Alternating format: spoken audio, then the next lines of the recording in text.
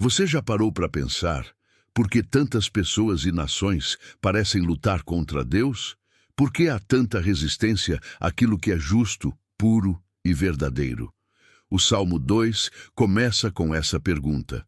Ele nos mostra um cenário de rebelião contra o Criador e contra o seu ungido, o Messias. Mas o que parece uma grande revolta diante de Deus é apenas vaidade.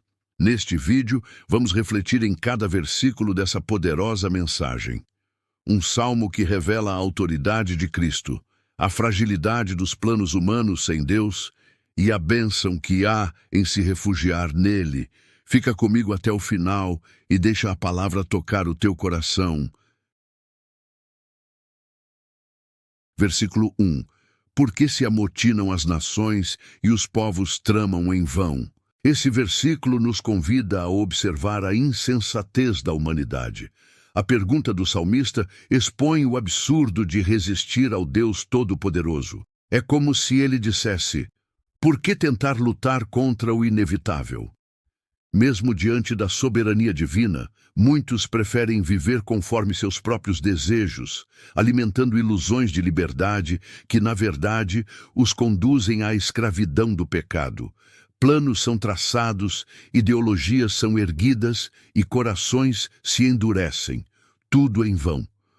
Porque qualquer esforço humano que exclui Deus está fadado ao fracasso. É um chamado para refletirmos sobre onde estamos colocando nossa confiança e para quem temos oferecido nossa lealdade. Versículo 2. Os reis da terra se levantam e os governantes conspiram unidos contra o Senhor e contra o seu ungido. Aqui vemos que a rebelião não é apenas individual, mas coletiva. Os poderosos se unem, acreditando que juntos podem derrubar a autoridade divina. É um retrato da arrogância do poder humano, que muitas vezes rejeita a justiça de Deus para manter seus próprios interesses.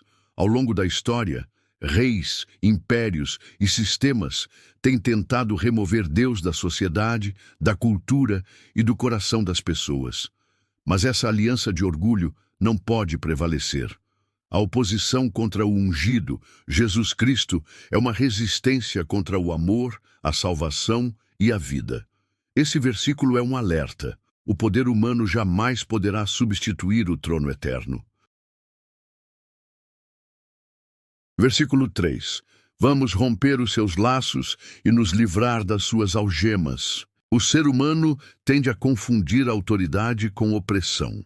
Quando dizemos vamos romper os laços, o que estamos realmente dizendo é: não queremos nos submeter à vontade de Deus. O triste é que essa rebelião parte da ilusão de que a liberdade verdadeira está fora de Deus, mas romper com Ele é justamente o que nos aprisiona. Os laços do Senhor não são grilhões, mas fronteiras de proteção. Sua palavra não nos limita, ela nos guia. Quando tentamos viver longe dele, acabamos presos às nossas paixões, vícios e ego. A verdadeira liberdade não é a ausência de regras, mas presença do Rei justo e amoroso em nosso coração.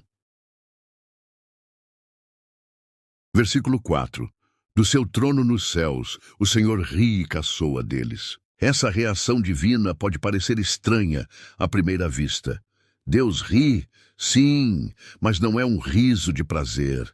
É um riso de desprezo diante da futilidade humana. É como olhar uma formiga tentando mover uma montanha. O Senhor está entronizado, firme, eterno, e nada do que os homens tramam pode ameaçar sua soberania. Quando confiamos em nosso próprio poder e ignoramos a grandeza de Deus, nos tornamos ridículos. Ele vê além da aparência, além da força política ou militar. Esse versículo nos lembra que o trono de Deus está acima de tudo e que devemos nos humilhar diante dele, não nos exaltar. Versículos 5 e 6. Em sua ira os repreende. Fui eu quem ungiu o meu rei sobre Sião. Deus responde à rebelião com justiça. Sua ira não é impulsiva como a humana, mas santa e justa. O Senhor afirma: o rei já foi escolhido, e esse rei é Cristo. Ele não foi eleito por homens, mas designado por Deus. Sião representa o centro espiritual do governo divino, onde Cristo reina com autoridade. Esses versículos nos convidam a abandonar a ilusão do controle e reconhecer a autoridade do ungido. O mundo pode levantar reis, criar sistemas e desafiar a verdade, mas nada pode mudar o fato de que Jesus reina. Ele é o centro da história e o único digno de nossa obediência e adoração. Versículo 7, Tu és meu filho, eu hoje te gerei. Essa é uma das declarações mais poderosas do Antigo Testamento, com um claro cumprimento no Novo. Aqui, Deus afirma publicamente, Jesus é meu filho. Isso revela não apenas um relacionamento íntimo, mas também uma autoridade espiritual incontestável.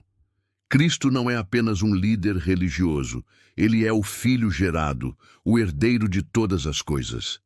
Esse versículo ecoa no batismo de Jesus, na transfiguração e em sua ressurreição. É um lembrete de que seguir a Cristo não é seguir um ideal, mas uma pessoa viva, divina, eterna. Reconhecer Jesus como o Filho é reconhecer que Ele tem toda a autoridade sobre nossas vidas. Versículo 8. Pede-me e eu te darei as nações como herança.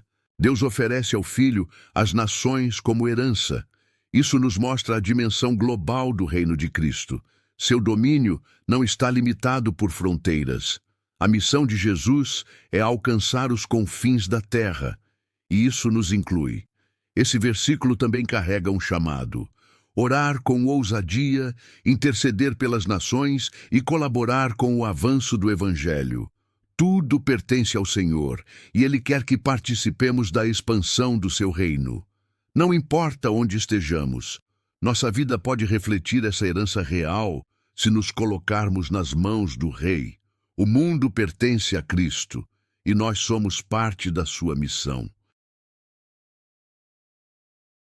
Versículo 9. Tu as quebrarás com vara de ferro. Este versículo nos revela um aspecto do Messias que muitas vezes evitamos: o Cristo justo, que também julga. A vara de ferro simboliza autoridade absoluta e firmeza inquebrável. Ele julgará com justiça, quebrando tudo que se opõe ao reino de Deus como vasos frágeis. Não há estrutura humana que resista à verdade do Evangelho. Essa imagem pode parecer dura, mas também é esperança para os que sofrem injustiça. Um dia, todo mal será corrigido. A justiça triunfará. O governo de Cristo é misericordioso com os humildes, mas firme contra a maldade. Esse equilíbrio é o que torna Jesus um rei perfeito. Versículos 10, 11. Agora, ó reis, sejam prudentes. Adorem com temor. Agora o tom muda. Depois do aviso vem a chance. Sejam prudentes. Deus oferece sabedoria aos que estão dispostos a ouvir. Mesmo reis e poderosos são convidados à reverência. O temor do Senhor não é medo paralisante, é reverência, é reconhecimento da grandeza divina. Adorar com temor e exultar com tremor é o equilíbrio perfeito entre alegria e respeito. Esse é o chamado do Salmo. Não resista ao rei, renda-se a ele. Essa atitude muda tudo. Quem teme ao Senhor não se curva ao medo do mundo. Quem o adora com reverência vive com dignidade e propósito. Versículo 12. Beijem o Filho, como são felizes todos os que nele se refugiam. O último versículo é tanto um alerta quanto uma promessa. Beijar o Filho é um ato de honra, entrega e reconciliação. É a resposta de um coração que entende quem Cristo é e se rende a Ele. A ira de Deus é real, mas também é a sua misericórdia. Ele avisa antes de agir. A felicidade está reservada para quem corre para Cristo, não de Cristo. Em um mundo instável, Ele é o nosso refúgio seguro. Essa promessa final é uma bênção. Há alegria verdadeira, paz duradoura e segurança eterna para todos os que se refugiam no Filho. Se essa mensagem tocou você, não deixe de responder com fé e ação. Que esse salmo nos leve a rever nossos caminhos, reconhecer o reinado de Cristo e encontrar refúgio nele. Agora, eu quero te convidar. Curta esse vídeo se ele falou ao teu coração. Isso ajuda mais pessoas a serem alcançadas. Comenta aqui embaixo qual versículo mais te impactou, ou compartilha uma experiência que essa palavra te trouxe à mente. E claro, se ainda não é inscrito, se inscreve no canal e ativa o sininho para não perder mais nenhum conteúdo que edifica, inspira e transforma. Que o Senhor te abençoe. E lembre-se, a verdadeira felicidade está em quem se refugia no Filho.